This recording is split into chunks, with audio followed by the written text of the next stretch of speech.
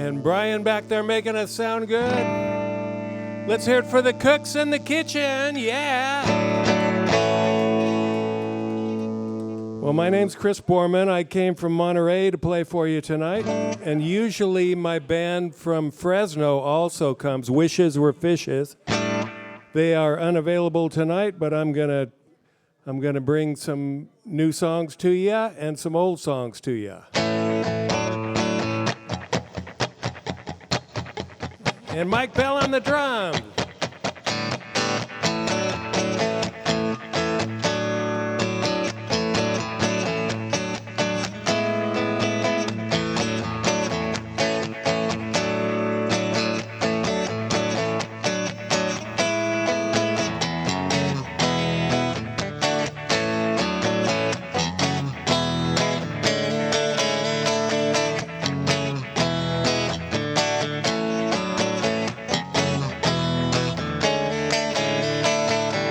My heart cried out to you in loneliness and pain. I felt your healing touch come falling down again.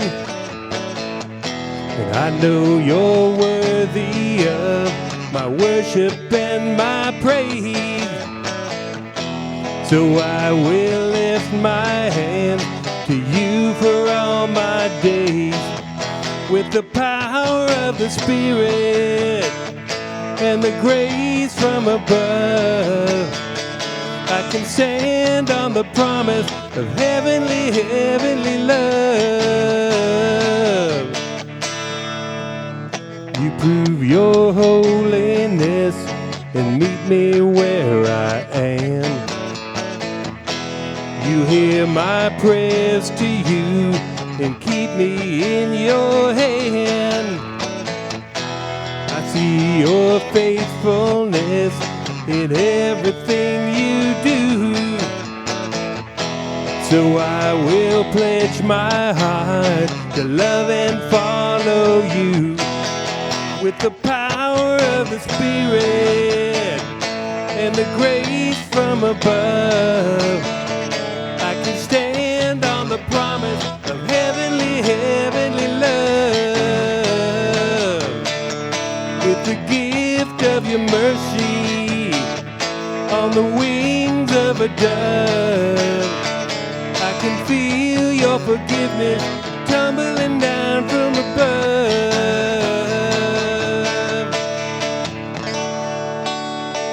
Tumbling down from above.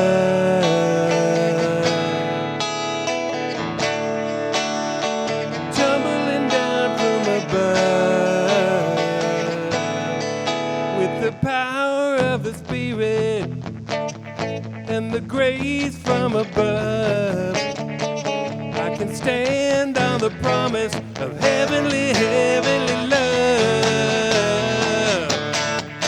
With the gift of your mercy on the wings of a dove, I can feel your forgiveness tumbling down from above.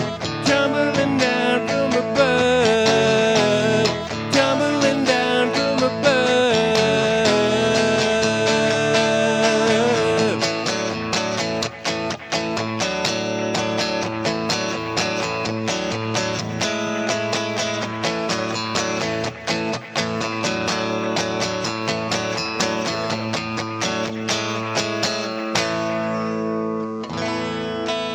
All right, it's so much more fun to play with a drummer, man. I was just hoping that Mike Bell was going to be here tonight, and he's pretty regular. He's a regular.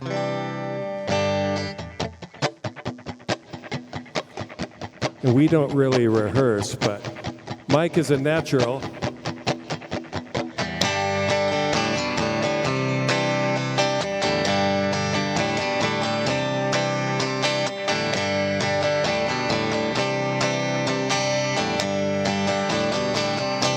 As I walk through this wicked world, my spirit gets so downhearted, sometimes. So where are the strong ones? And who are the trusted? And where is the harmony, sweet harmony? And each time I feel like this inside, there's one thing I want to know. What's so funny about peace, love, and understanding? Whoa, what's so funny about peace, love, and understanding?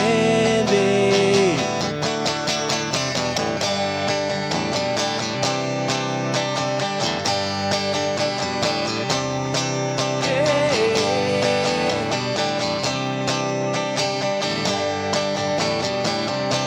And as I walk on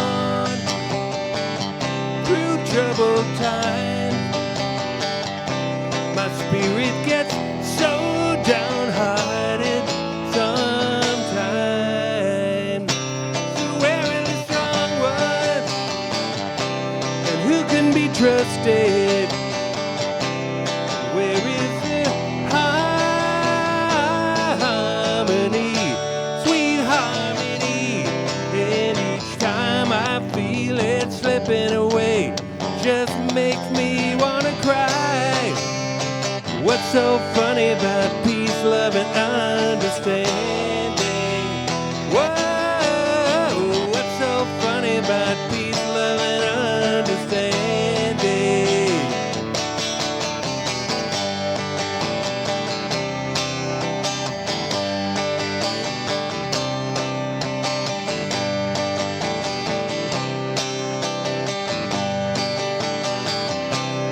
And each time I feel his spirit inside, just makes me want to shout. Jesus Christ, give me peace, love, and understanding. Whoa, Jesus Christ, give me peace, love, and understanding.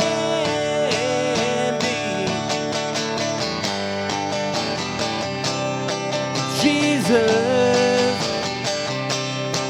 Jesus.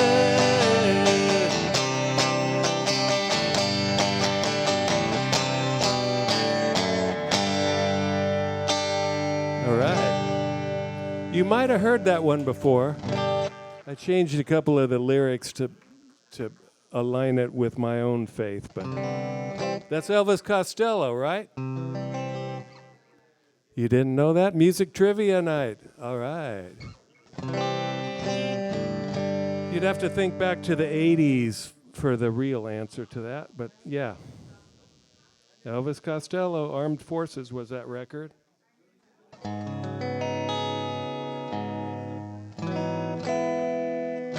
And speaking of records, Wishes Were Fishes, my band has a new record out. It's available right over there at the table.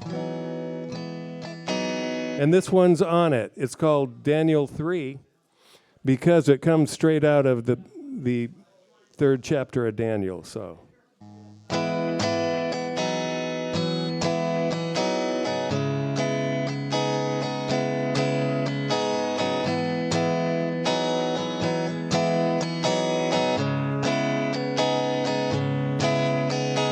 God in heaven, take a hold of me to sanctify my life.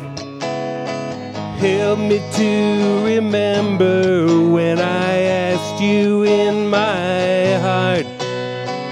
Love, joy, and faithfulness, patience and your peace, gentleness and self-control. These are what I need. Glory and wisdom, this is who you are. You made us your children, you gave us all a home. Won't you give to me my Father's heart, reflections of your face? Help me get just what I need to show this world your grace. Won't you make me, Lord, a child of God? Shed all my despair. Thanks to you, I'll join my people living with you there. We sing power and honor, praises to your name. Glory and wisdom, this is who you are.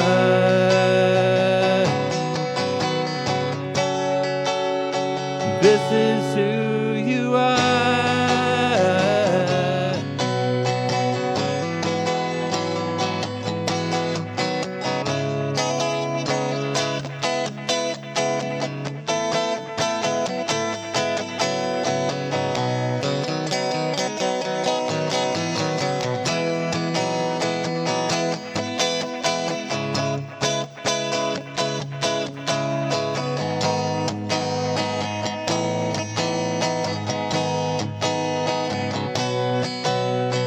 God in heaven, take a hold of me and sanctify my life.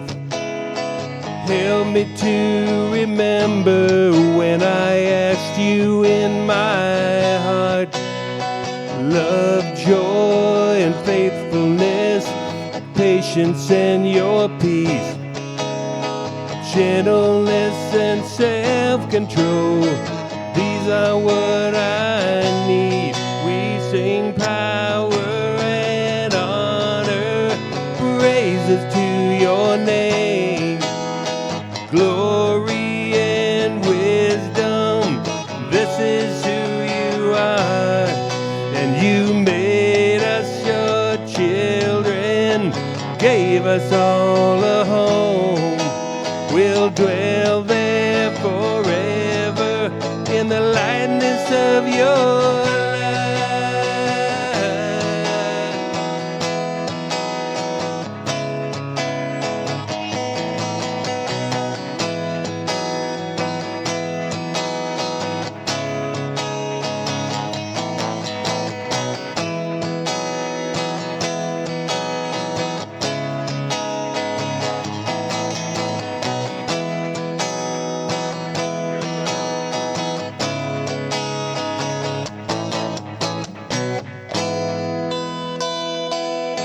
Thank you. That one's off the new record, so I have to look at the lyrics. Yeah.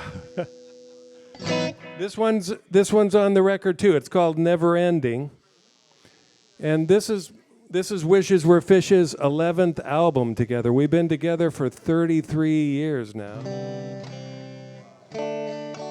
We've been coming here for, since 2003, I think. So that's 22 years. What's that? The band was here September 15th. So it was a lot louder that night because we have a drummer that he's younger than Jim and me, and he is very he's an exciting player. But Jason, actually it's his birthday tonight. He's at home in Fresno celebrating.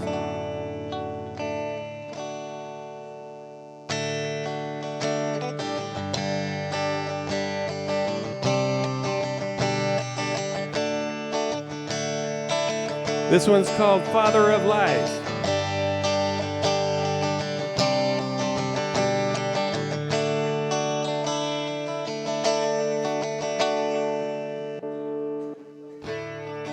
Down from the heavens, your blessings they fly. Your house is a world without end. No flicker, no shadow, no shifting of light. No darkness can fall from your hand.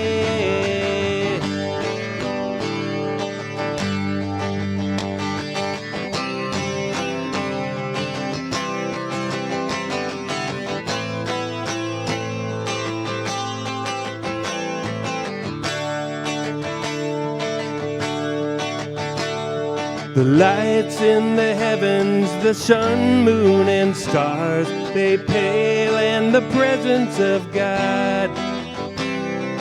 Goodness and honesty, wisdom are His. These things are the nature of love.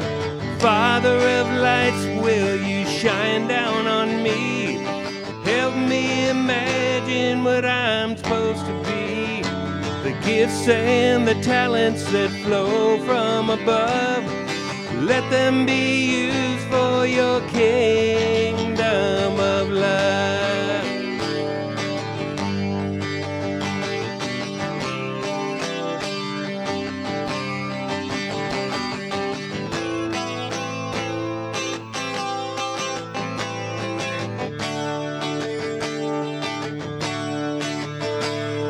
The plans of our enemy, born in the dark, cannot hope to conquer his will. No evil can stand in the presence of him. No trouble can hope to prevail.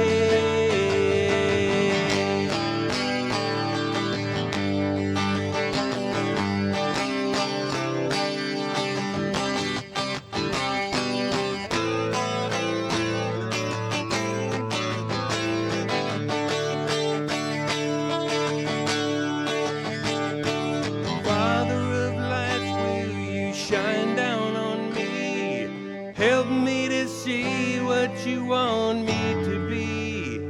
Glory and the goodness that fall from your hand. Let the fruit of your spirit come rescue our land. Father of lights, let your glory be known.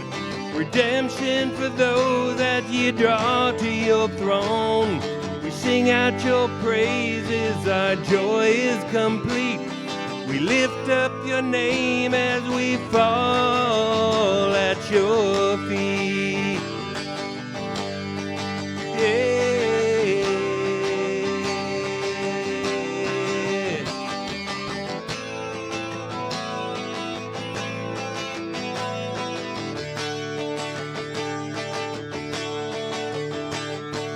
Father of lights, will you shine down on me? Help me to see what you want me to be. The glory and the goodness that fall from your hand. Let the fruit of your spirit come rescue our land. Father of lights, let your glory be known. Redemption for those that you draw to your throne. We sing out your praises, our joy is complete. We lift up your name as we fall at your feet.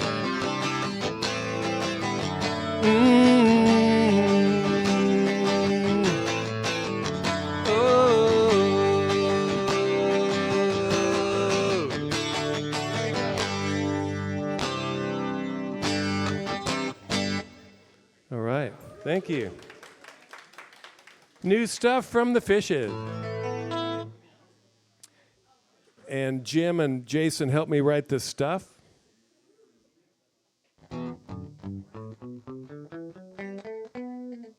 I didn't write this one. But last time we were here, we played all Wishes Were Fishes songs, and we had a request for this particular song. And I promised I would play it next time I came. So I didn't know if I was going to be by myself or not. But if the band was here, we'd play it too. But see if you recognize it.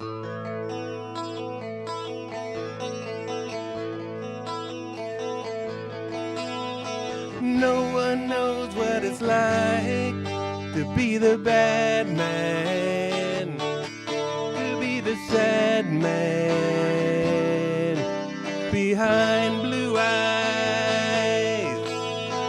No one knows what it's like to be hated, to be faded, to telling only lies. But my dreams, they aren't as empty as my conscience seems to be. I have hours only lonely. My love is vengeance that's never free. No one knows what it's like to feel these feelings like I do. And I blame you. No one bites back as hard on their anger. None of my pain and woe can show through. But my dreams, they aren't as empty as my conscience seems to be. I have hours only lonely. My love is vengeance that's never free.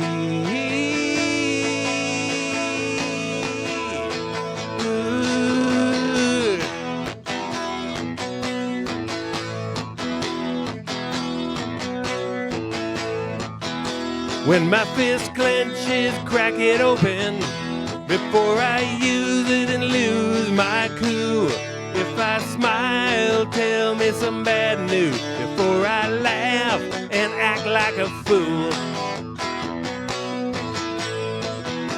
And if I swallow anything evil, put your finger down my throat. If I shiver, please give me a blanket. Keep me warm, let me wear your coat.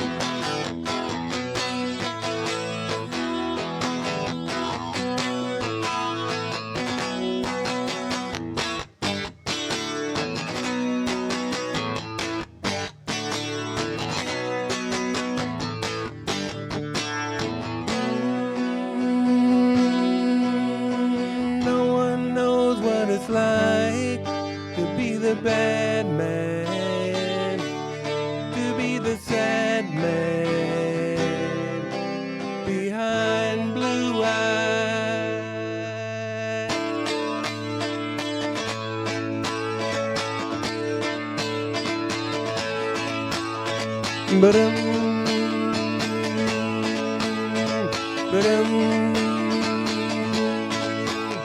Ever since I was a young boy, I played the silver ball. From Soho down to Brighton, I must have played them all. But I ain't seen nothing like him in any amusement hall. That deaf, dumb, and blind kid sure plays a mean pinball.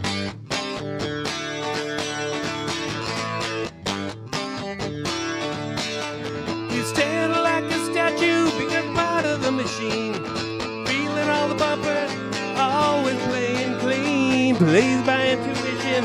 The digit counters fall. That deaf, dumb, and blind kid sure plays a mean pinball.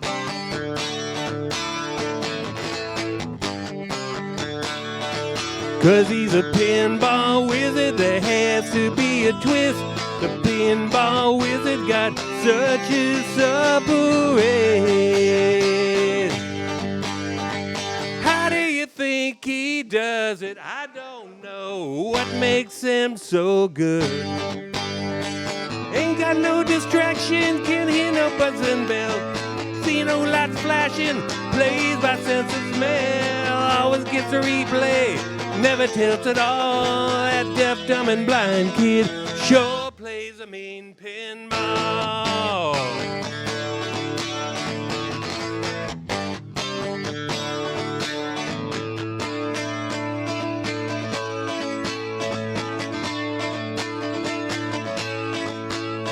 Even at my favorite table, he can beat my best.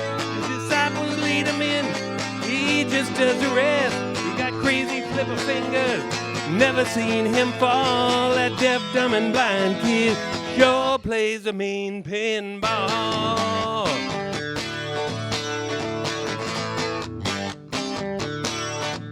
Now I thought I was a ballet table king, but I just handed my pinball crown to him.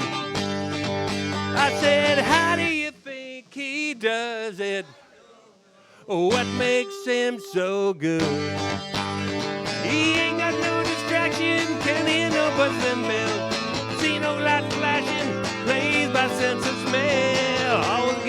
sleigh never tilts at all. That deaf, dumb, and blind kid sure plays a mean pinball. Yeah, pinball.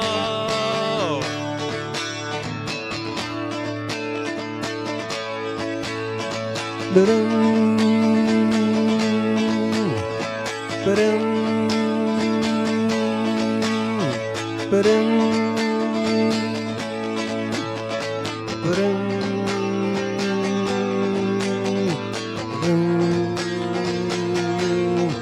bum, bum, bum.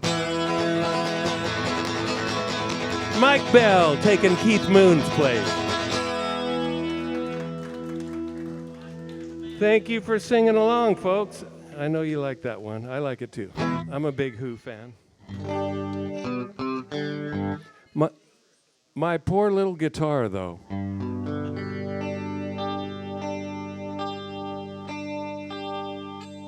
It's never the same after that song. I'm just wanging away at it. I am going to tone it down just a little bit and bring out the little mandolin. Popping my cork, Brian. Here we go. Brian, on the sound. How about that? Just to say one thing about the percussion instrument here. Yeah. This actually is not a drum. Believe it or not, it's part of a banjolin, which is a banjo and a mandolin combination. If it was a banjo, it would be bigger than this, an actual banjo. It's a banjolin skin. And I've already got a doggone hook coming off the back from all this pounding I'm doing. Isn't the banjo the only American invented instrument? I think I heard that. I couldn't say one thing like that. I'm not sure.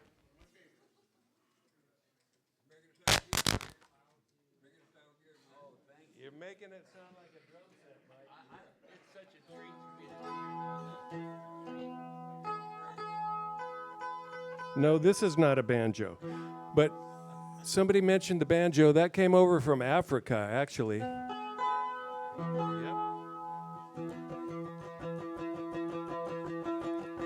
So this is a song about when I came to Jesus. I was in a rock band. I was playing all the bars. And I came to Jesus. He changed my life. And I no longer wanted to draw people into that environment anymore. My friends were keeping an eye on me, and oh, so Chris he's a Jesus man now, huh?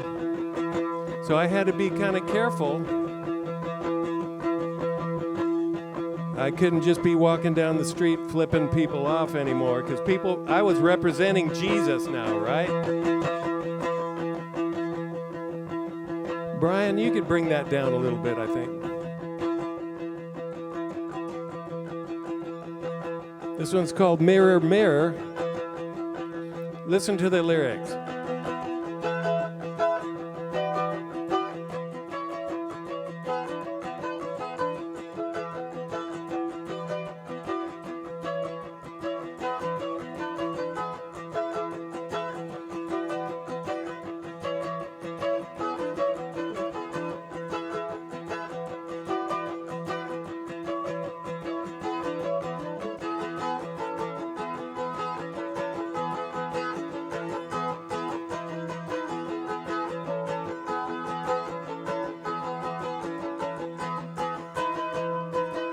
I want the world to see your beauty and your grace, not a reflection of the world's ugly face. The way I live my life is there for all to see. Lord, fill me up so they will see your heart in me. Mirror, mirror, let me show the grace and mercy that I know. Mirror, mirror, let them see the heart of God alive in me. Mirror, mirror, let me show the grace and mercy that I know. Mirror, mirror, let them see the heart of God alive in me. though I just don't deserve the gift you gave to me. When you gave up your precious life on Calvary, you came into my heart and made it shine like new. When someone looks at me, I want them to see you. Mirror, mirror, let me show the grace and mercy that I know. Mirror, mirror, let them see the heart of God alive in me. Oh, mirror, mirror, let me show the grace and mercy that I know. Mirror, mirror, let them see the heart of God alive in me, in me.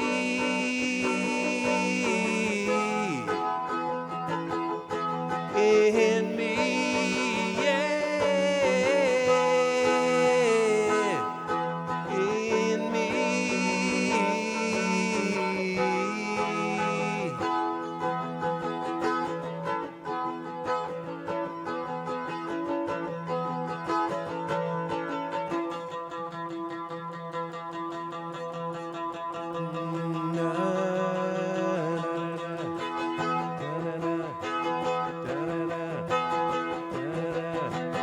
Lord, let me be a mirror of thee. Lord, let them see your heart in me. Lord, let me be a mirror of thee. Lord, let them see your heart in me. Mirror, mirror, let me show the grace and mercy that I know. Mirror, mirror, let them see the heart of God alive in me. Mirror, mirror, let me show the grace and mercy that I know. Mirror, mirror, let them see the heart of God alive.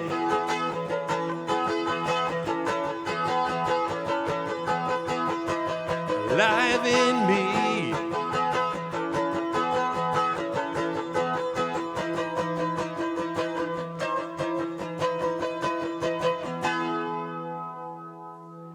All right, mirror, mirror. Thank you very much. I've been playing that song. I happen to have underneath this hoodie the Wishes Were Fishes 10-year shirt. So after we started in 1993, and on the back of the shirt I did a kind of a tour thing to all the places we played. And I had Lori, my wife, drove me down here. I had her check it out to see if Palo Alto was on there, because it has all the cities that we played. And we used to play every other weekend up and down California when we were younger, you know. And she did not find Palo Alto. It must have been right before we started playing here. But Foster City was on there, and that's how we heard about this place, because we played at Higher Power in Foster City. And so we were just on the brink of playing here, I think. We had a keyboard player. It was a 5-piece band in those days, but now it's just the 3 of us. And they come from Fresno. They come all the way to play for you guys. Yeah. Monterey's not that far. Fresno, on the other hand, is. Yep. So I'm going to switch back to my guitar, if you don't mind. Is that okay? I like percussion better. I'm having a blast. I'm so glad you're here, Mike. I'm glad I'm here. I'm glad you're here. Don't forget to hydrate, people, okay? And I'm wishing and hoping that they're going to save one of those, whatever that is, for me and Lori. Yep. And me. And Mike. And Mike. Save 2 for the front, so you're singing for your supper. Get that supper in there. Singing for our dessert, huh? Well, Like I said, we've got 11 records out. This one is off maybe number 2 or 3. And back in those days, they used to have a big Christian festival it was at Laguna Seca, if you know where that is. It's kind of by Salinas. It was called the Spirit West Coast Festival. And we played the very first Spirit West Coast Festival there with the Newsboys. Remember the Newsboys?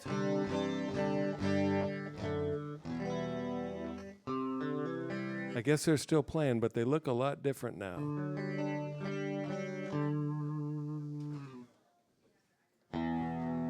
Anyway, where was I? I'm yammering on. Got time for a couple more songs, depending on if I keep yammering or not. This one's called It's No Secret, and I guess it was on our maybe second album, so.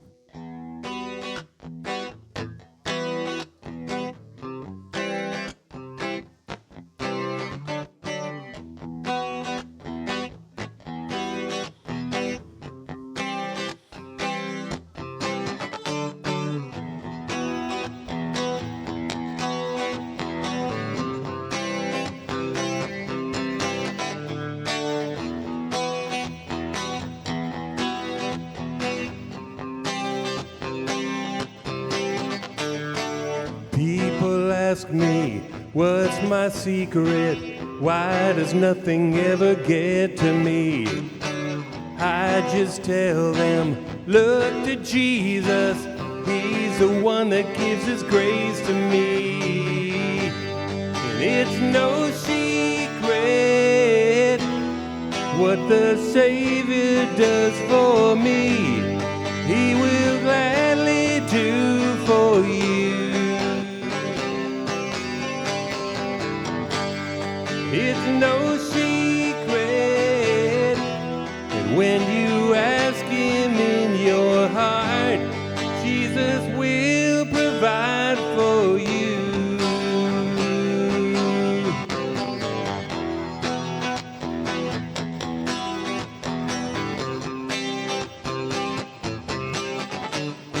So believe me, you can be free. You can find some real security. He's the answer to your questions. Jesus is the Prince of perfect peace. And it's no secret that what the Savior does for me, he will gladly do for you. And it's no secret that when you ask him in your heart, Jesus will provide for you.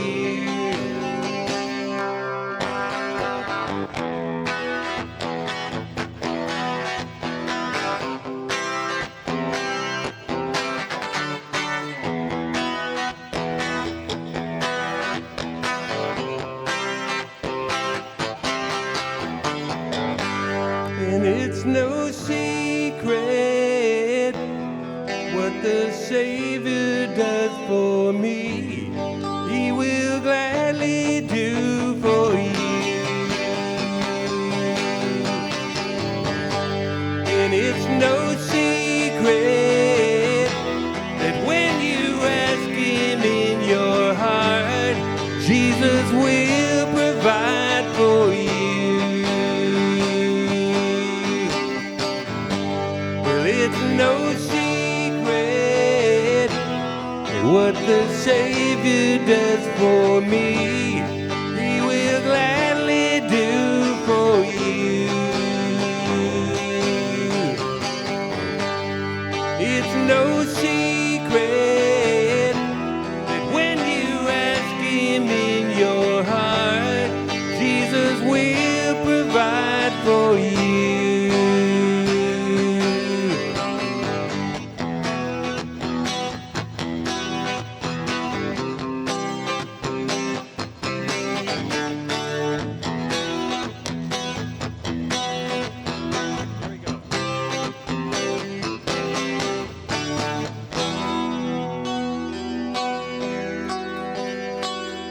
Thank you very much. That's an oldie but a goodie as far as Wishes goes. And you can find Wishes Were Fishes digitally.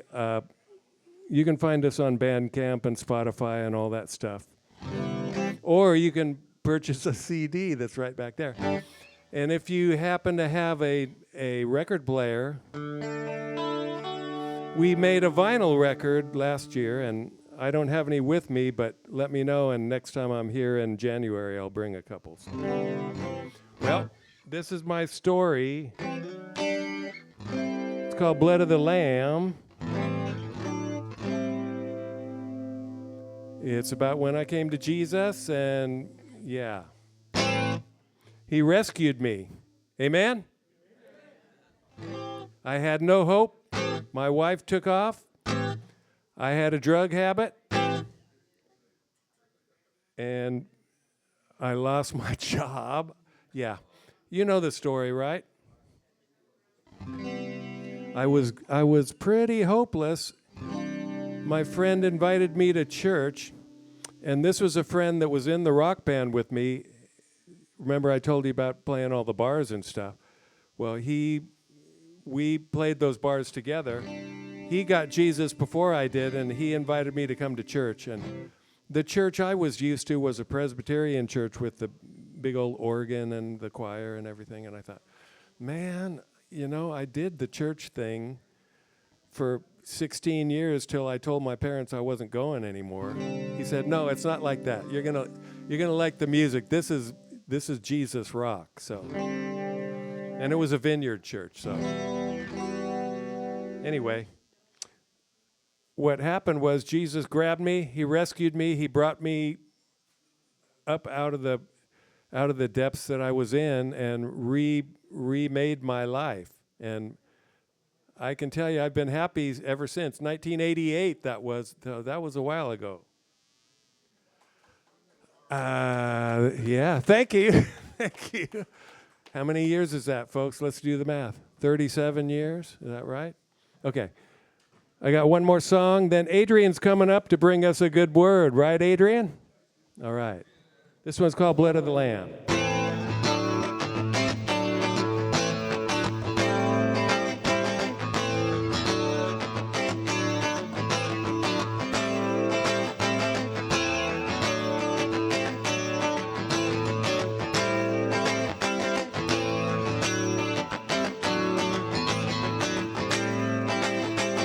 Well, I've got this holy fire burning in me, and I want to tell everybody what Jesus did for me. He took me out of bondage, he set me free. He took me out of the darkness and shined his light on me, yeah. That's right.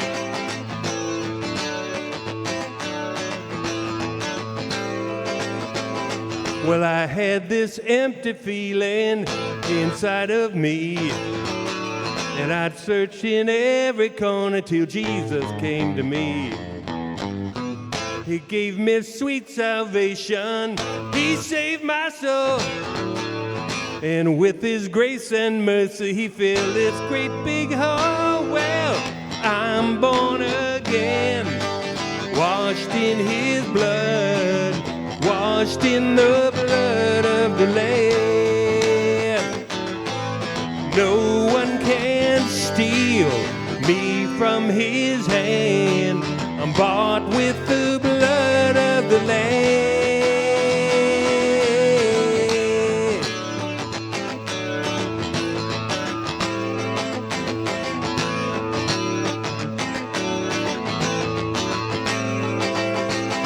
Well, I've got this holy fire burning in me, and I want to tell everybody what Jesus did for me.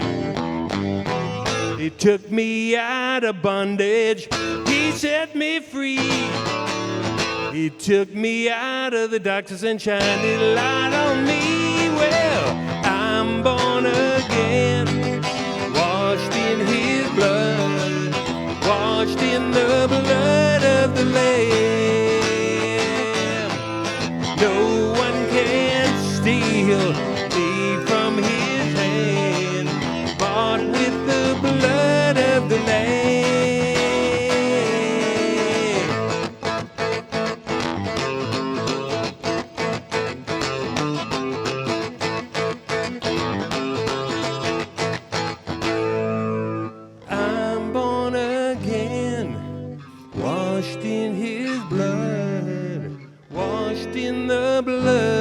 the Lamb.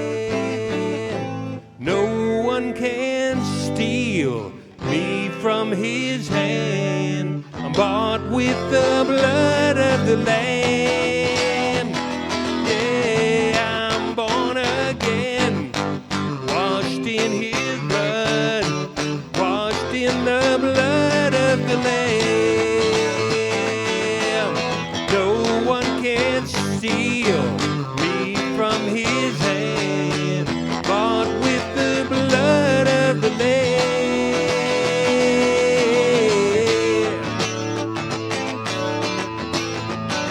The precious blood of the Lamb, the blood of the Lamb.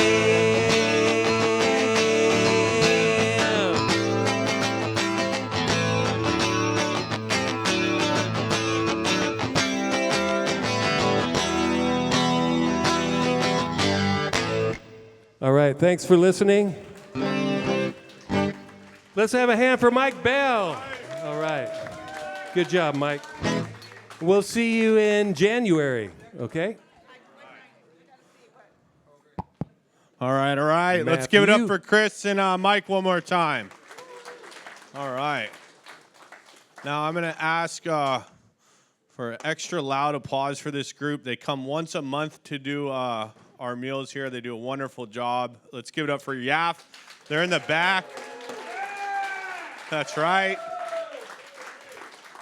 Young Adult Fellowship. Okay. We're going to open up with our serenity prayer. So if you guys can join me in that.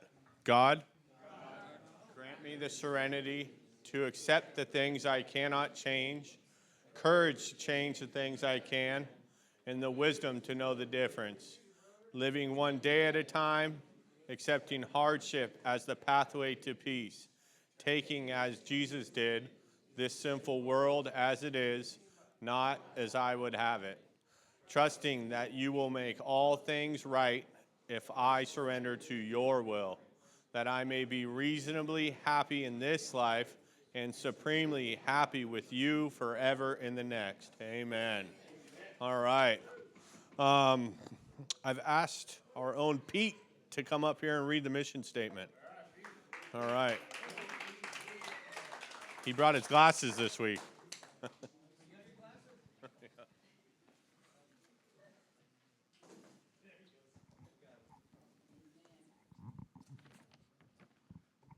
On our mission statement. Our mission is to carry a message of love and hope to those suffering in their dependence and addictions by inviting them to a relationship with God through Jesus Christ. And R&R, we carry our love and hope to others by first acknowledging the love and hope that we have received. Many of us have suffered through our own addictions. We have lost family relationships, lost self-respect, and ended on a road leading to unabated bondage and death. Until we found a power greater than ourselves, God, through a personal relationship with Jesus Christ. Thank you, Pete.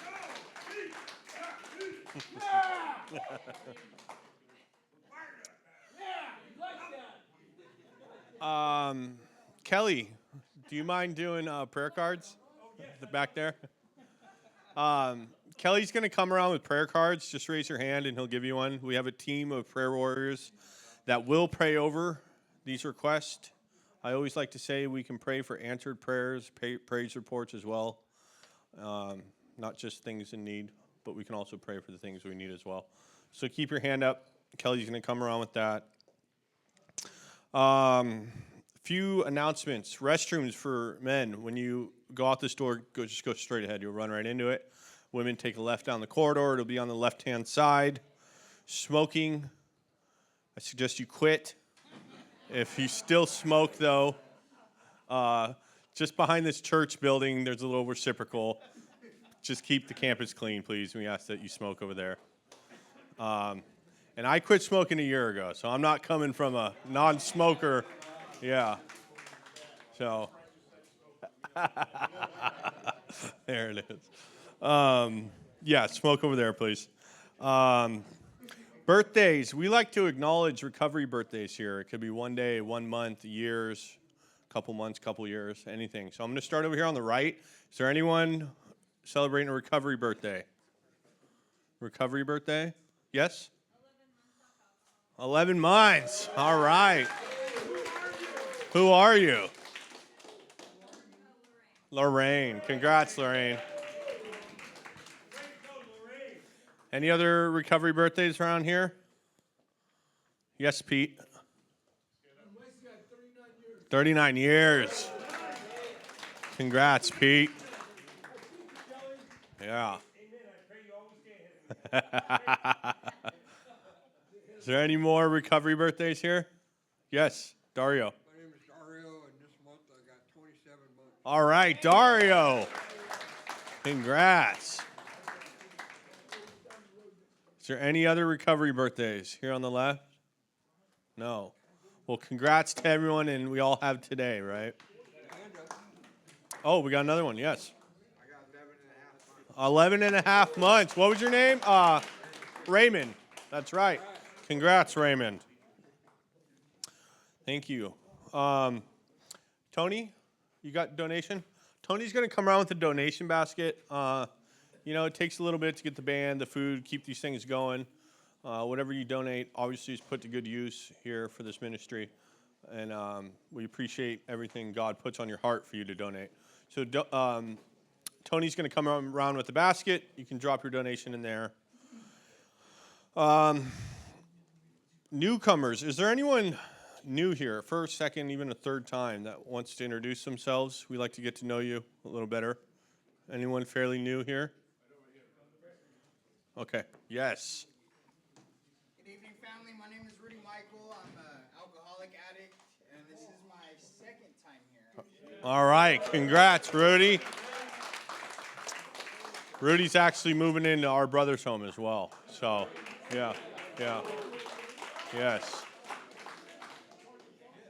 So you'll be seeing a lot of him. Yes, you will. Yeah. Anyone else? Yes. Ray, alcoholic. I'm an FOR at the VA. Awesome. Welcome, Ray.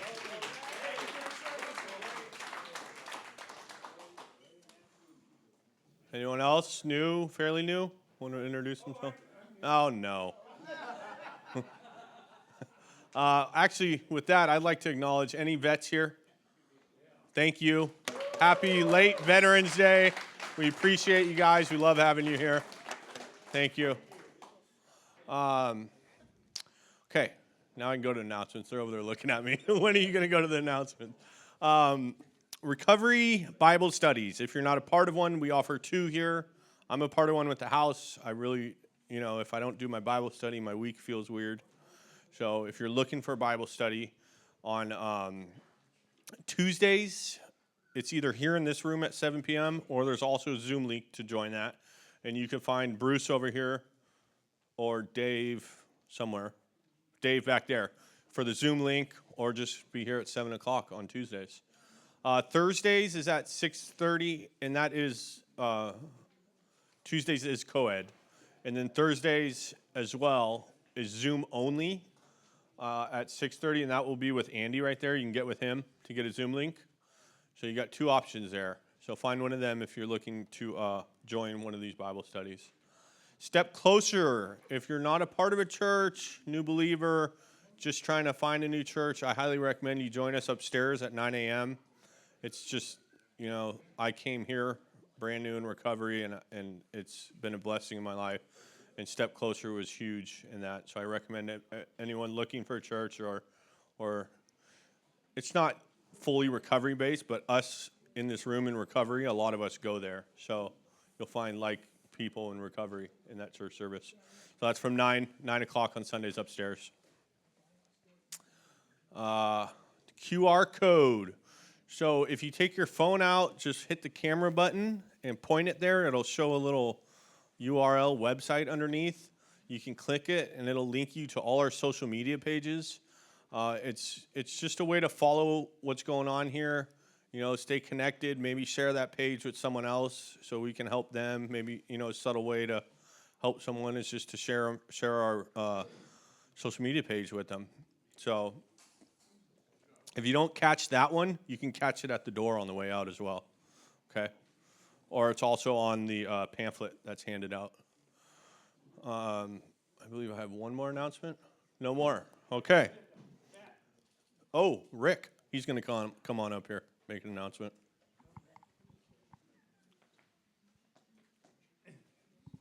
Thank you, Matt.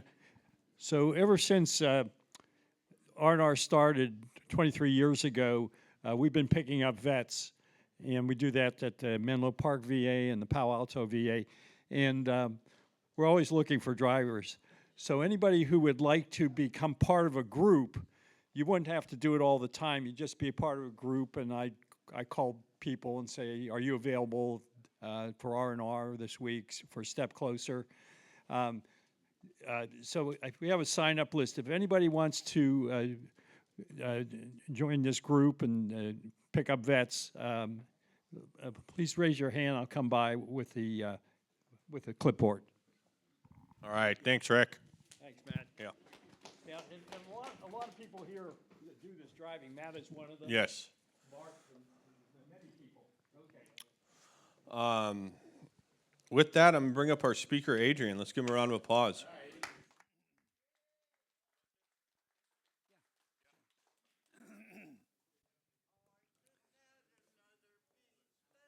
My name is Adrian. I am an alcoholic.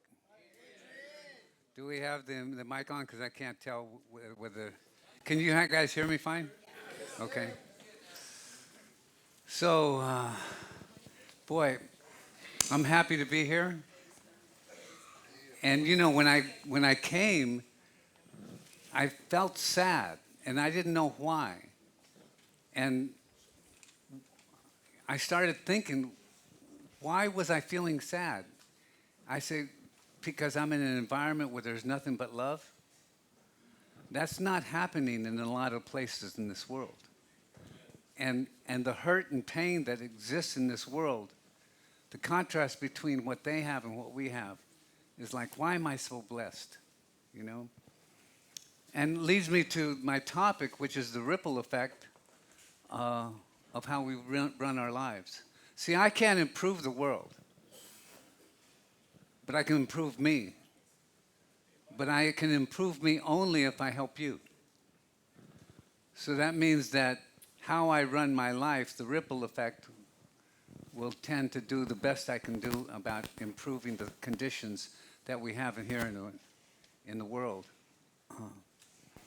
I always tell you this story because it's the contrast between what life was like before I had alcohol in my system and what happened to me when alcohol showed me what it could do for me. You don't necessarily have to have a bad experience in your childhood to be an alcoholic.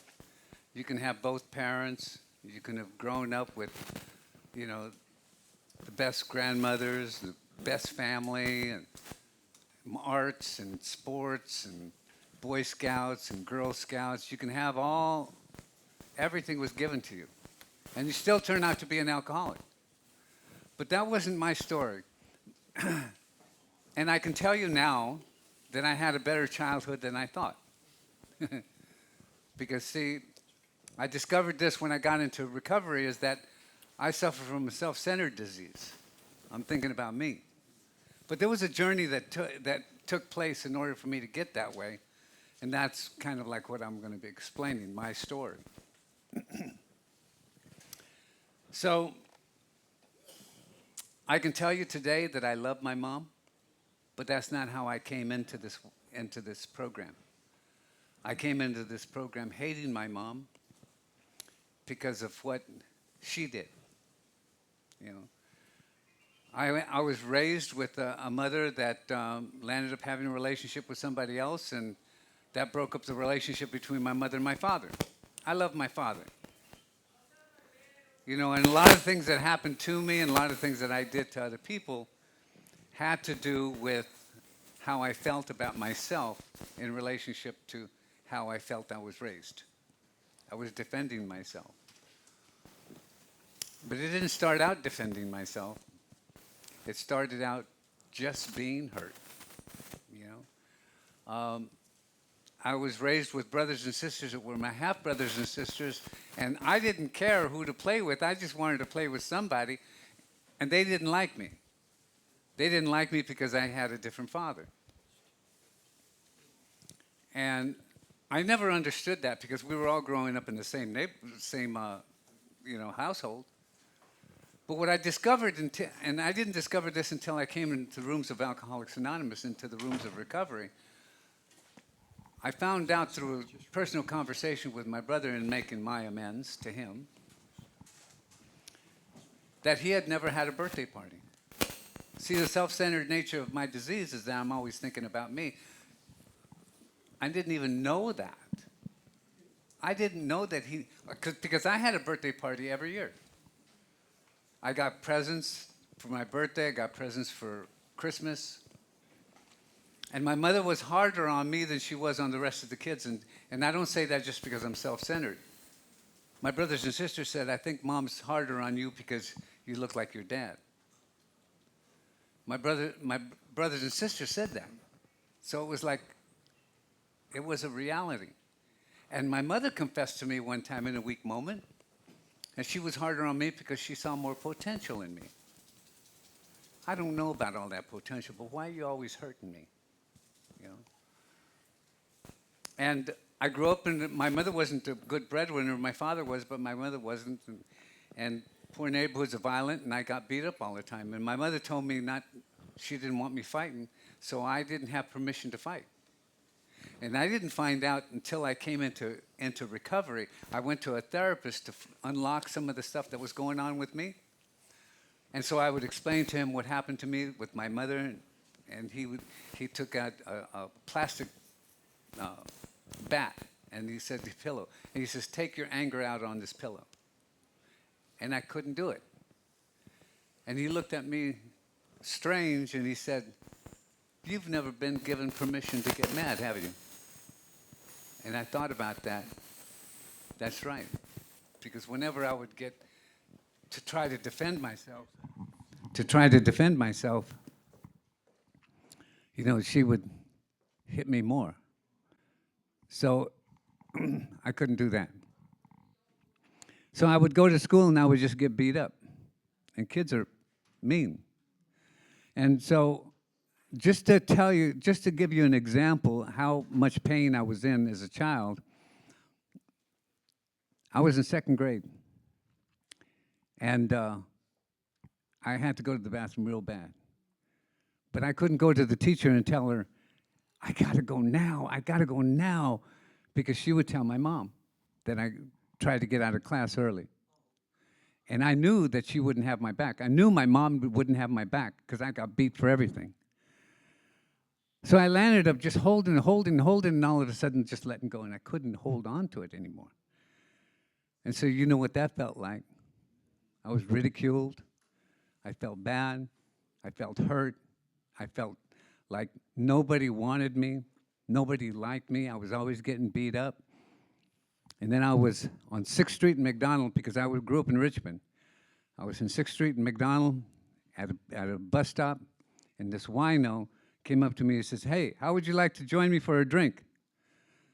Somebody loves me. Oh, yeah, of course, I'd join you. You know, I found a friend. And so he made his concoction of white port and lemon juice, and he poured it in a bottle. And he says, here, you can have the first drink. And I drank half the bottle, trying to impress him that I was this tough kid. It hit my stomach, made my stomach feel good. And when it hit my head, you see, I suffer from a spiritual malady. That's what it says in the big book. I suffer from a spiritual malady. Well, if God is love, I suffer from a lack of love. And at that moment, all that struggle was over. I looked out into this world, and now I had a sense of power. I had a sense of belonging. I had a sense of, I was one in one. I didn't feel like it, but I remember when I used to go to church, because I grew up in church, I used to love Bible stories. Why? Because I knew God loved me. And that's what that felt like. It felt like God loved me. This world was magic to me. And I wasn't drinking to cop out. I was drinking because of that feeling that I belonged. No matter what you do, I got this now. And so when you start drinking, you stop growing emotionally. I didn't know that at the time, but alcohol relieved me from the bondage of self. And I could interact with the world with boldness, with skill. I drive better when I drink. You hear that all the time. You know?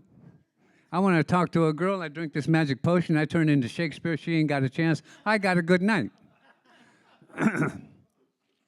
You see, my skill set goes up, I take a drink, and I want to go to town. Because I want to make things happen. See, one of the things that's unique to me, and I don't know if it's just unique to me, but I know this is very much a part of me. I like doing things. And when I was in junior high school, I remember saying, I want to be a gangster and a preacher and everything in between. Because I could tell you all these categories, what they got was attention. And that's what I wanted. So you see, I suffer from a spiritual malady. So I started to train to fight when I was in 4th grade. And I didn't have to get in trouble because I wasn't fighting. But on my own, I was training. And I was training hard. And I would train by myself. And I would hit things, and I would hit things, and I would hit things.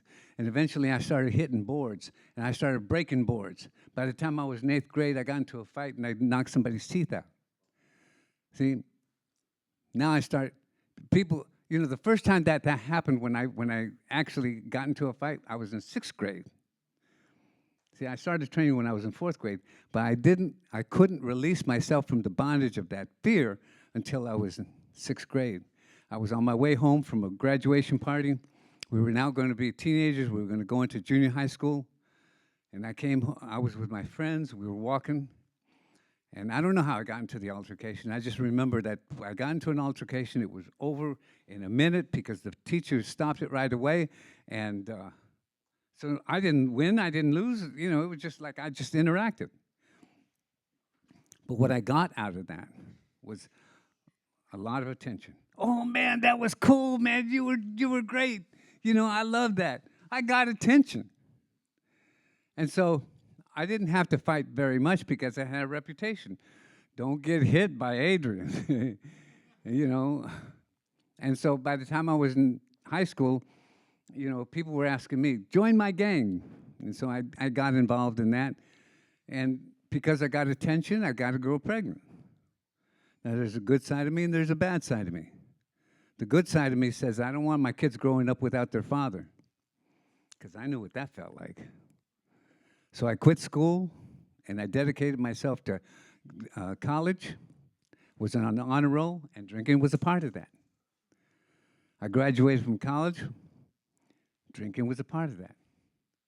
I bought my first house when I was 20 years old, drinking was a part of that. I got a job in the planning department. My goal was to be a city and regional planner, and drinking was a part of that. I transferred over to UC Berkeley as an architect major, and drinking was a part of that. Until it wasn't. You see, I'm an alcoholic, and once I take a drink, it triggers an allergy that 90% of the population, they do not have, so they don't understand why I want another one, and another one, and another one, because they don't have the energy. They don't have the reaction. They don't have the allergy. So I tried to stop drinking. When I was 19 years old, people started telling me, hey, you got to watch your drinking. And I used to get offended. Why are you paying attention to my drinking? You're at the same party. You're drinking just like me. See, I can't tell the truth from the false. And by the time I was maybe 20 years old, I started waking up to black eyes, dents in my car, saying things and hurting people.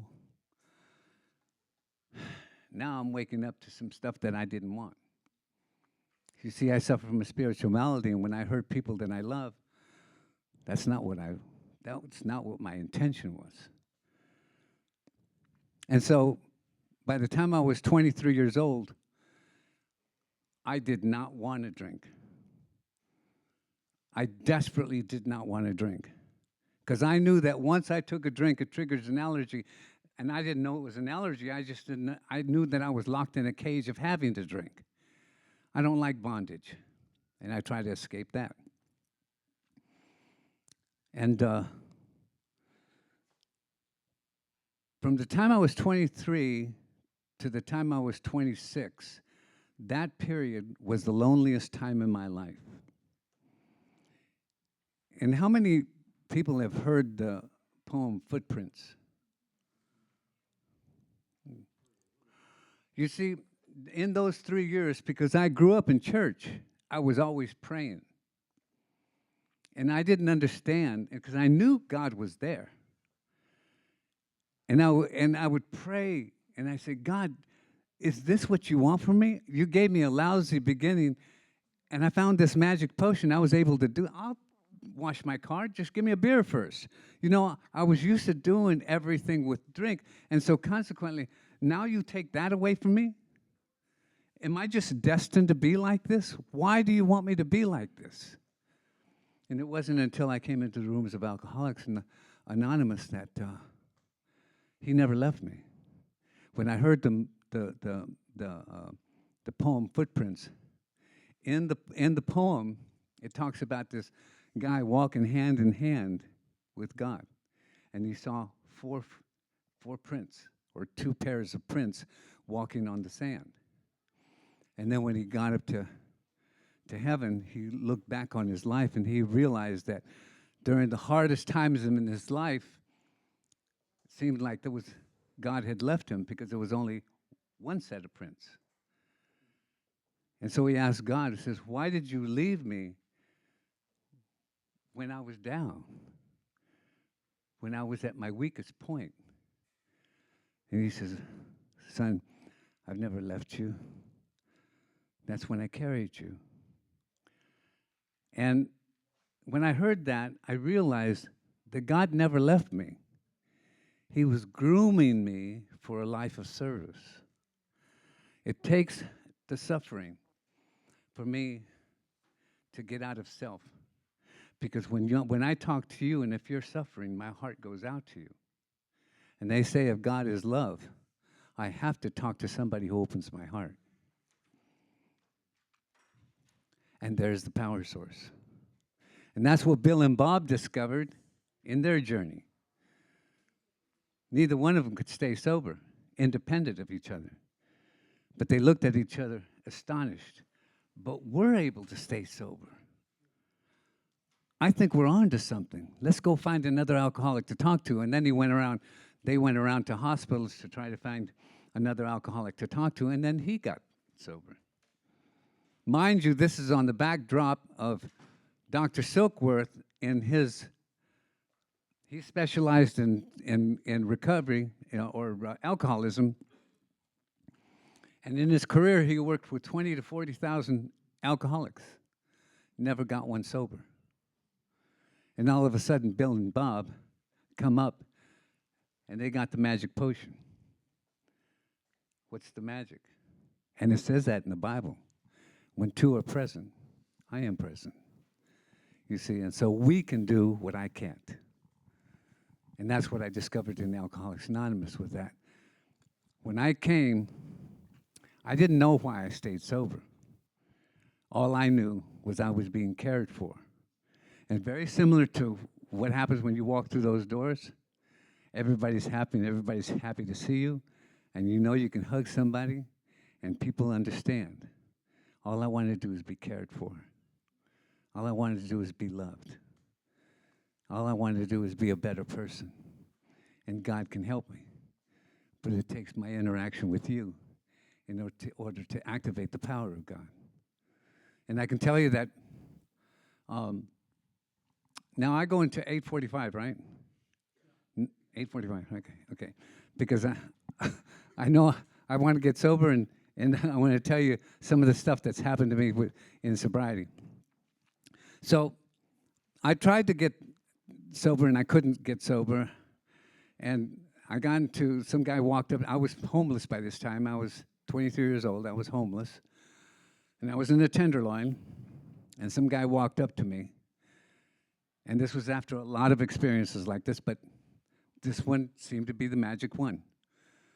He walked up to me and he says, why did you do this? And he was all beat up, and I said, what happened to you? He says, you beat me up last night. Why'd you do that? I did not want to do that. And I was in a new neighborhood. People didn't know me. I was homeless. I didn't know where else to go. And so I knew my life was in danger. And I felt the discomfort of being rejected again. And so I called. I did not want to call my mom, but I was desperate. And I knew my mom would help me. So this is when I believe divine intervention started playing a part in my life. Actually, divine intervention was always there, but these are the actions. I came over to my mom's house, and at the same time that I came to my mom's house, I had a friend of mine come out of San Quentin, and he came to visit me. And he knew about alcoholism, he knew about AA, and he knew about detox. And he sent me in this direction. And when I went into detox, I couldn't eat or sleep for 10 days. So when that suffering was over, I said to myself, I am never doing this again. Only to repeat that cycle over and over and over again. But here's what the magic was in my journey. I disciplined myself, and I controlled my drinking. The next time I walked out of detox, I could eat and sleep in a week. The next time I walked out of detox, I could eat and sleep in 5 days. The next time I walked out of detox, I could eat and sleep in 3 days. The last time I walked out of detox, I could eat and sleep the next day. Why? Because I could control my drinking. But what I discovered out of that journey is that once I take a drink, it triggers an allergy that every cell in my body demands the next drink.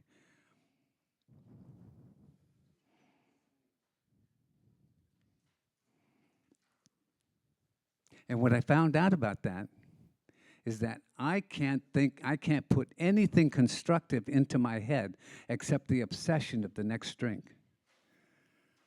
So through that experience, I realized that once I take a drink, I'm a walking vegetable.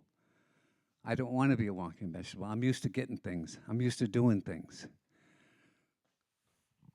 So I can't drink, and I can't not drink. Step one tells me I'm powerless. Why? Because once I take a drink, it triggers an allergy that 90% of the population they don't have, so they'll never understand why I want another one. But the mind of an alcoholic is that once I take a drink, I'm released from the bondage of self. Now I can interact with the world, but now I can't interact with the world, so my answer is no longer my answer. So I didn't know what to do. So I was walking out of the detox center, and I saw a flyer that says, we're going to give you the tools on how to live life without having to drink. I said, I want those tools. I know how to get things. I want those tools. Prayer didn't do it. Church didn't do it. Nothing I could do. Desire didn't do it. It seemed like there was no answer. I want those tools. So I went into recovery. And in recovery, they don't have AA meetings, but they talk about recovery. A lot of things that are said in AA meetings, exist in these meetings, but they talked about the recovery. And I found out I was an alcoholic. And that gave me a lot of relief. That made me feel good. Because I was a nobody for so long that when I finally got the title, I was so happy. In fact, I would go to these AA meetings, and I knew you were an AA, you were an alcoholic. You came out of an AA meeting, and I would ask you, you an alcoholic? Me too. because I just needed that sense of belonging. I didn't needed that validation that I was like somebody. I belonged. There was a sense of belonging that came with that. And so I went into recovery. After 30 days, and anybody that goes into recovery knows that there's a 30-day period you can't do anything but just stay there. And anyway, after 30 days, you could go to an AA meeting. And that was kind of like when in elementary school when you go on field trips. You know, I get to go outside. Maybe there's some girls that, at this meeting, I get to go out and be with other people. Now, I enjoyed the fact that I was not homeless anymore. I had a bed, had a bathroom, and, that's very important, when you're out there, and so I went into recovery. And that journey, after 30 days, I found out I had a disease. Then I walked into an AA meeting. Now, I had the alcohol and all the drugs out of my system. And my ears were open, my eyes were open, and then I met you. And what I heard coming out of your mouth, I had never chuckled with ecstasy. I had never choked up with ecstasy. And they used to refer to it as listen to the music. Because when you talked, it touched me. And you were saying some humiliating things about yourself, and I was embarrassed for you, but everybody just laughed. And everybody was having fun. And I knew you wouldn't give up on me. And I had that sense of belonging. So I went to that meeting, and I stayed ever since. Now, after 7.5 months, I was able to leave that recovery center and now go into recovery home because this was on the ranch. This was out in the country. It was in Clayton. And they had an annex where you could stay there it was a house like an SLE, but you could stay there for 3 months, but within those 3 months, they said, you get a job before you get the job. And once you get a job and you're making money, then we transfer you over to the working man's house, where now you participate in the finances of the house. So that's what I did. My first job was a vacuum cleaner salesman. I could sell vacuum cleaners.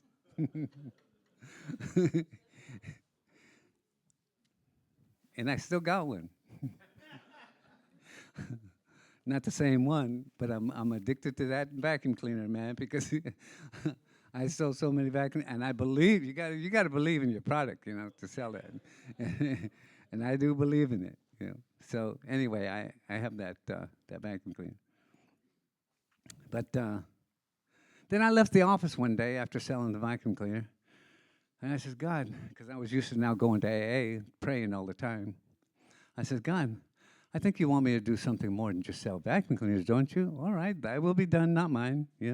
I'll continue selling vacuum cleaners. That's what you want from me. I think I have more skill than that, but if that's what you want, then, I'll happily do that because I don't have to drink. I don't want that world no more. And so I said that prayer one more time a couple of weeks later, and I was talking to a gal in the program, and we went to, there's a place in Calistoga, it's called Gene Duffy's. It's a recovery place. And they used to have, I don't know if they still do, but they used to have a place called, it was recovery, and people got sober there, and so they had sobriety weekend. People from the general public could go there and spend the weekend with the residents and go to the meetings with them and etc. So I was telling her about this, and she says, well, why don't you go to a dance studio? They'll probably train you. I said, what? I mean, that's like taking somebody homeless and putting them in Hollywood and making them a movie star. That's the jump that I was looking at. But, she said, well, see, I got sober in 1977. John Travolta had come out with a movie in 1977. It's called Saturday Night, what was it called? Huh? Saturday Night Fever, right? Yeah, Saturday Night Fever. I thought it was going to be wrong, but it was Saturday Night Fever. And they had a shot of John Travolta taking a dance lesson in a dance studio. And people got the idea all over the country that if I want to learn how to dance, call up a dance studio. The phones were ringing off the hook for dance instructors. I didn't know that, but she did.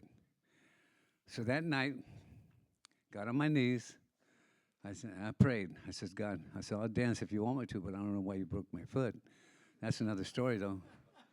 So the next morning, I said the same prayer, and then I went to my noon meeting because I was used to going to AA, now, and I went to the noon meeting. I told the group what was going on. And remember when they used to have phone booths? So they had a phone booth in that location, and where we had the meeting. And I looked up dance, with that big book. Looked up dance, got the address, and walked into the dance studio. And I says, I have sales experience, I have public relations experience, I've been to college, what else do you need, I like to dance. And he said, well, wait a minute, we'll talk to the manager. The manager sent the dance director out to talk to me, and he had me fill out an application while he was interviewing me, the dance director. Then he took the application back to the manager, and the manager goes, we have a training program for teachers, 6 weeks, 6 hours a day. You think you can do that? I said, I guess so. He says, but we need you in 2 weeks. You think you can do that? In the back of my mind, I said, I don't know what the hell I'm doing. But God sent me here. But I couldn't tell him that, I said, I guess so. Not really. The interview was on Monday.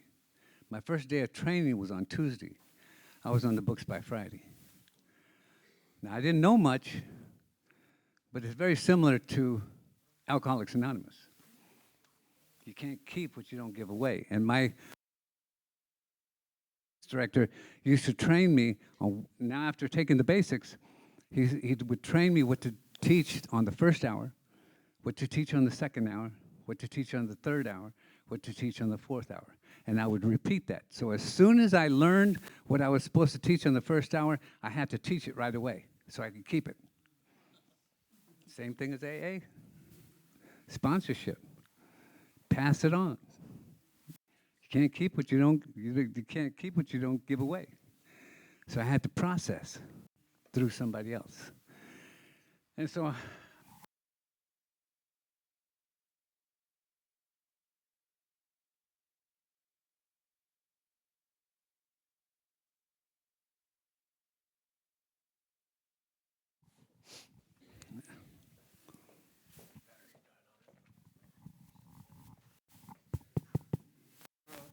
it's on?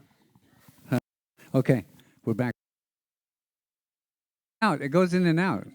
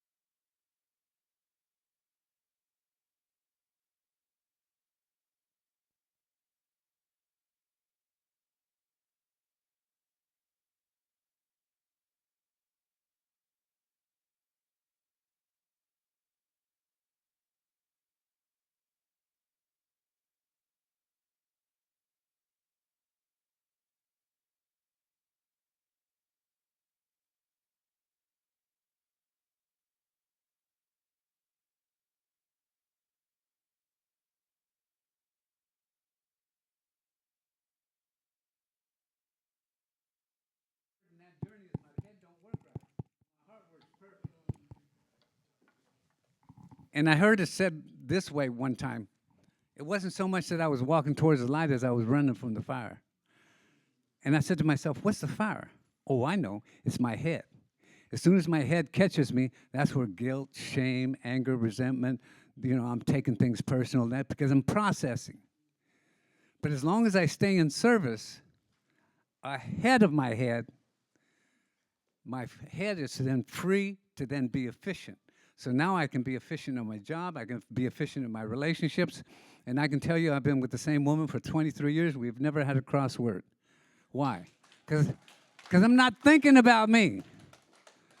See, as long as I'm thinking about you, now she's always getting mad at me. She's always telling me, she's always pointing out how much more intelligent she is than I am. But she's a normie. I don't know why she has to do that, but I have an inkling that it has something to do with how she was raised. And she has to get validated herself. She has to go through the same process that I did, except that she can have her character defects for the rest of her life because they're not life-threatening to her. Mine are to me. It takes two to tango. So when she gets mad at me, I smile. Not that I'm making fun of her. It's because you've given me a life where I'm not thinking about me. I'm free of me, and I can enjoy her, whether she has an up or down, and I don't have to take anything personal. She's having a difficult moment. I'm not, and I can be there for her, and I can be her rock when she's feeling a little, I don't know what it is, a little hurt, not paid attention to enough. I don't know. Whatever it is, I can be there for her. See, I used to take that stuff personal. Who do you think you're talking to? Because I was thinking all about me. You're supposed to respect me. I thought you loved me.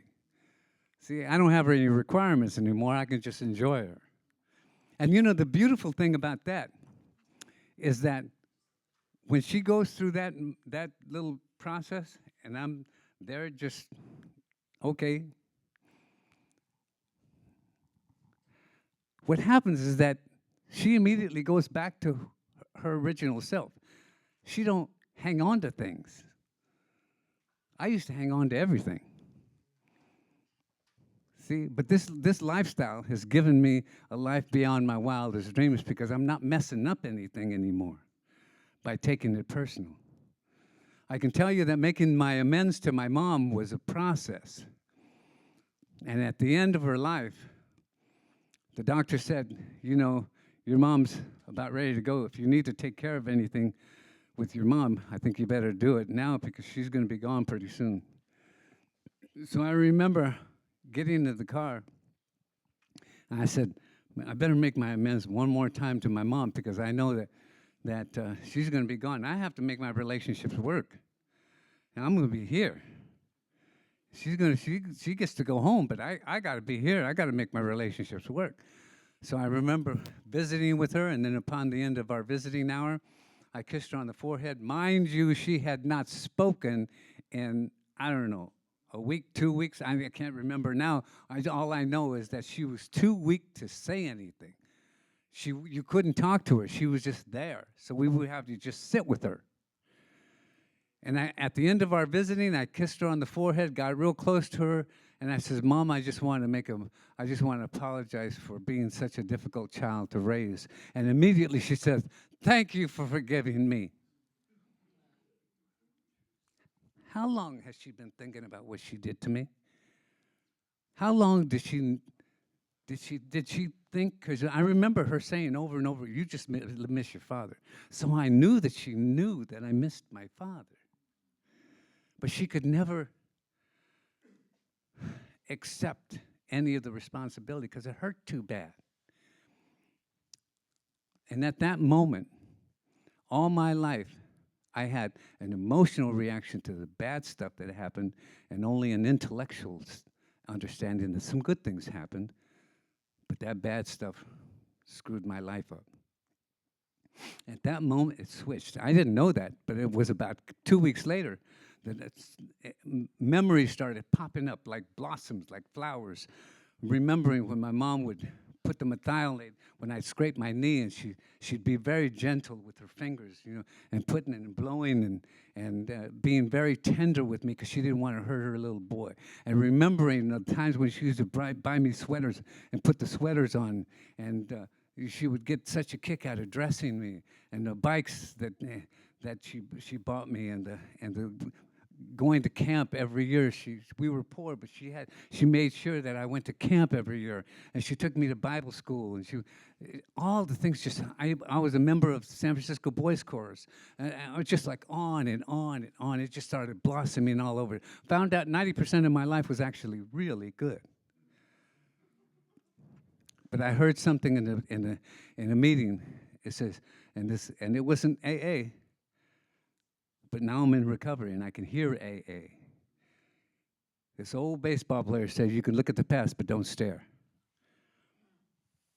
And I got it. At that moment, I realized that little raggedy ass 10%, I just been staring at it and creating the victim. You guys have released me from the bondage of self, and now I get to live a spiritual life because I activate the power of God through you. Thanks for letting me share.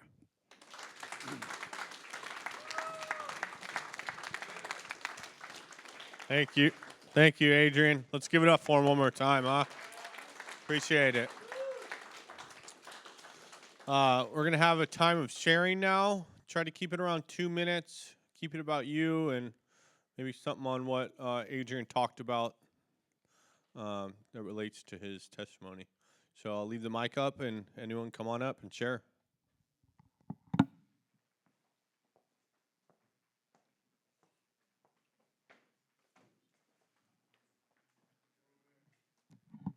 My name is Ruben. I'm a recovering alcoholic. Man, it is a difference when alcoholic is speaking and when God is speaking through an alcoholic. So that's all I have to say. Thank you.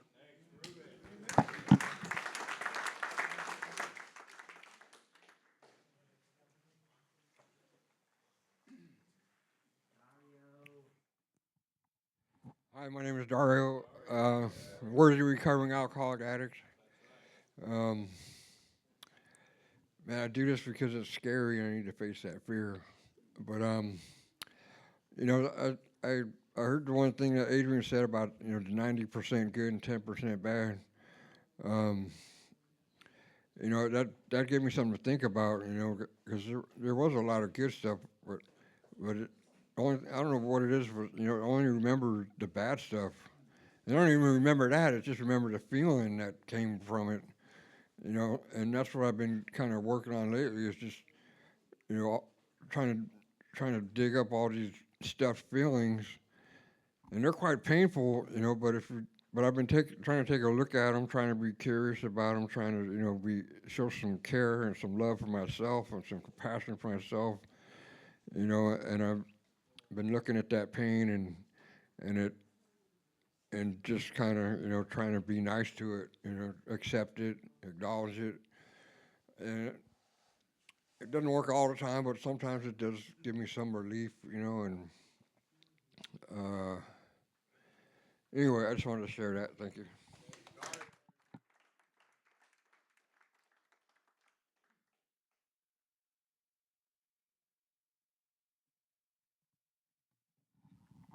Thank you, Adrian. I appreciate your sharing. I grew up in an alcoholic household, and my dad did a lot of mean things to me, like your mom did to you. And I can really relate to what you were talking about. So when you were talking about your childhood and all the stuff you went through, I was really reflecting back on that, and I started crying inside my head, going, I know exactly what you went through, and I know it's painful. And today I'm starting to let that stuff go, and I'm starting to roll off my back, and I'm starting to let it go, and it's going on that out beyond her, and I came in this program in 1986. I was really angry, mad, and disillusioned, and everything you can think of, but the program talks about. And I got a good sponsor today. I grew up with this woman in Palo Alto, and she knows me, and I know her. And Wednesday was my sobriety birthday, and I went to 1010, and her boyfriend gave me a keychain with a chip on it. And I still have it. And, I'm doing really good in my program today. I'm just finally figuring all that stuff out. I got a sister, and she's gonna be just, she's gonna be she, and I'm gonna be me. And I just can't. I can't live up to her standards, and I never will. I have to live up to my own, and I'm in my own world, and it's kind of baffling and powerful, when you never had the real, experience in life, being married and girlfriend and kids and all that stuff, and it's part of life, and the fact is today I can live with that, and I'm a lot happier today than I was a year ago, just because I'm getting older now and I'm getting wiser, like they talk about in the program, and I'm okay. Thank you.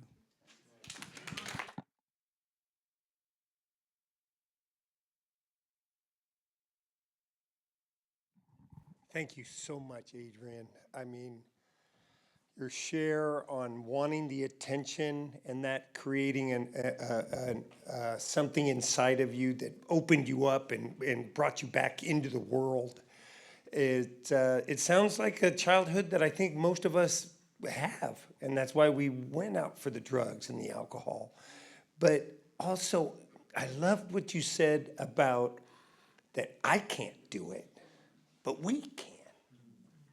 And, it's we, as I look at it, is it's God and I can. Now, I do share my life today with God, but then also with all of you, all of my brothers and sisters in Christ, all my brothers and sisters in Alcoholics Anonymous or Narcotics Anonymous, or just in the brotherhood of that, and sharing with one another and opening up with one another. It just it's a new family, and it's a new way to be able to share our life with one another and understand where the true power comes from, which today in me, it's Jesus Christ. He's my Lord and Savior. But I started off as just thinking that it was a God of my own understanding, this made up thing. But now I've understood, and through scripture, studying scripture and working through the book of Alcoholics Anonymous, and that there is the one true God, and what he thinks of me, what my worth comes from what he thinks of me, not what I think of myself. And so it's such a blessing to hear you talk about that, Adrian. And you're, only two can tango, man. I love it. It just kind of, it gives the life, the encouragement, and the drive. So thank you so much for your chair. Kelly, grateful recovered alcoholic.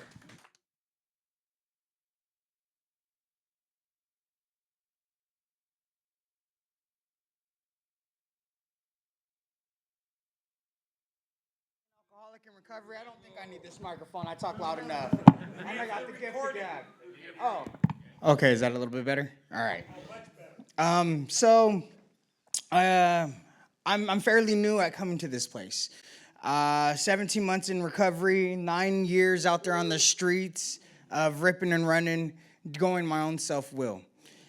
So lately I've been making decisions on my self-will, thinking I have the tools that I need, I got this, and I started becoming depressed. I started becoming miserable.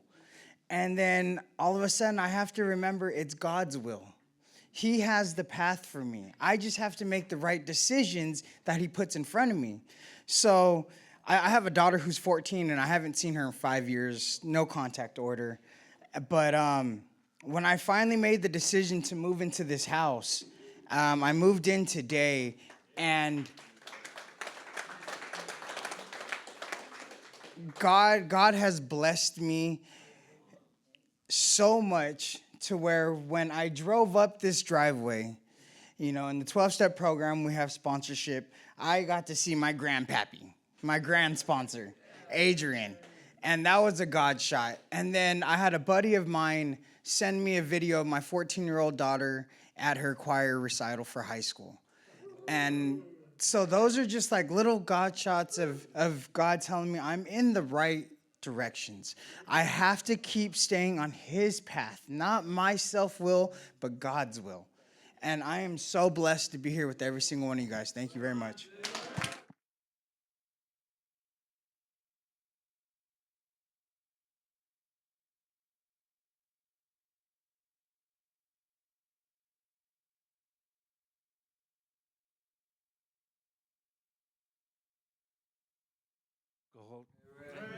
Is it working? Yeah, it is. Yeah. Anyway, I'm an alcoholic. I'm in the FOR here in town.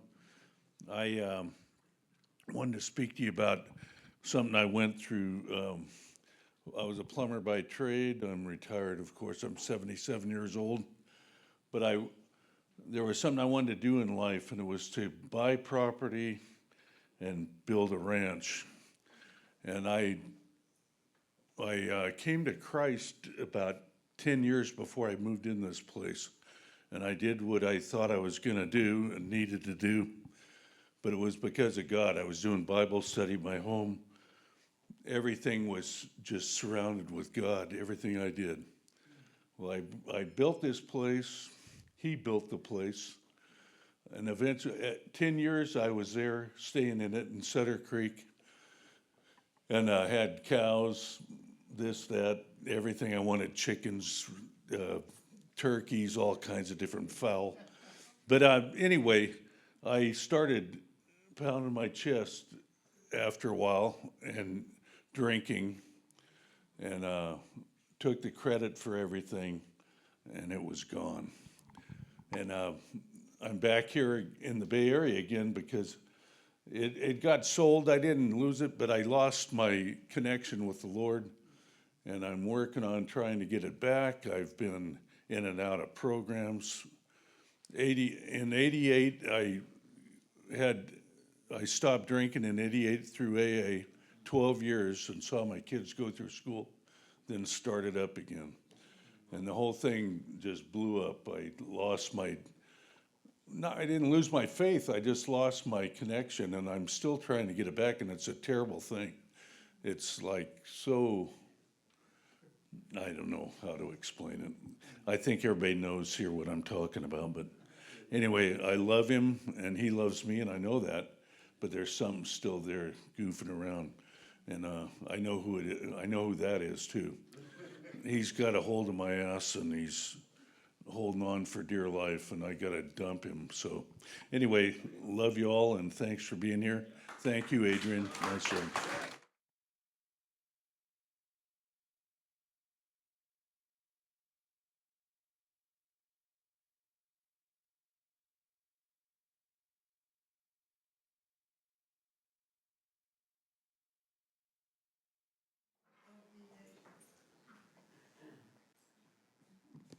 Hi, everybody. My name's Diana. My life is unmanageable. So I could sort of describe myself. I'm a new believer, relatively 2 or 3 years. God chased me for many years, according to Pastor Bruce. Sent the hounds down from heaven to get me. But forgot what I was going to say. So I'm a new believer, and it's true. My life is still a little bit unmanageable. I know what I was going to say. I sort of describe myself as a country girl because I grew up here. Now, this used to be country. One-lane roads, no highways, apricots, but Silicon Valley sort of grew around me. But tech, I'm not too good at. Anybody can help me with tech, that'd be okay. But the other day, I just recently got a cell phone about 4 or 5 years ago. I still can't work it very well. There's many people that'll tell you that. But recently, I got into tech, and I got somehow I could get a Christian station on my automobile. Now, this has proven to be very helpful. I'm not kidding. Things are still a little wacky for me, and so now I'm listening to that Christian station every single time I'm in that car. every single time. And, you know, a lot of my friends here, John over there, he's got his Christian music on. Bruce has his Christian music on. Most of the people there have their Christian music on in the car. And I kind of liked it when they drove me around for 7 months while I had my broken leg. So, time of essence. What I'm saying is, God is with me in that car. And I will tell you, you stay close to God, God will stay close to you. My recent months have been amazing.